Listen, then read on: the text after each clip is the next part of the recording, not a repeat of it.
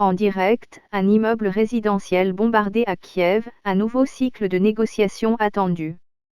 Les secours ukrainiens ont indiqué qu'une frappe contre un immeuble résidentiel à Kiev a fait lundi 14 mars au moins un mort et 12 blessés, au moment où les combats font rage aux abords de la capitale que les troupes russes cherchent à encercler. Une session de négociation par visioconférence entre la Russie et l'Ukraine se tiendra à partir de 10h30, 8h30 GMT. Un négociateur russe a évoqué, dimanche, des progrès significatifs. De son côté, Kiev a indiqué que Moscou a cessé de lancer des ultimatums et commence à écouter attentivement nos propositions. Le président ukrainien Volodymyr Zelensky a à nouveau exhorté l'OTAN d'instaurer une zone d'exclusion aérienne au-dessus de son pays, prévenant qu'à défaut l'organisation risquait de voir des roquettes russes tomber sur ses États membres.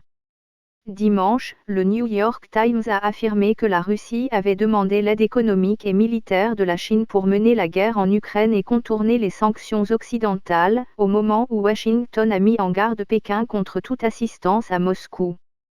Le bilan humain s'alourdit, Kiev faisait état samedi d'environ 1300 soldats ukrainiens tués et Moscou de 498 morts dans ses rangs, unique bilan côté russe, annoncé le 2 mars, alors que le Pentagone parlait de 2000 à 4000 morts russes en 14 jours.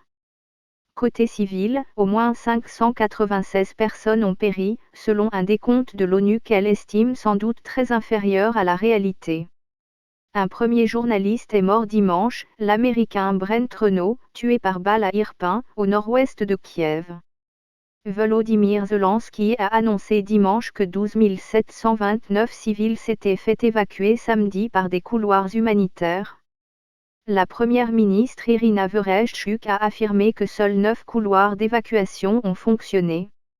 Au total, 125 000 personnes se sont fait évacuer par des couloirs humanitaires, selon le président ukrainien.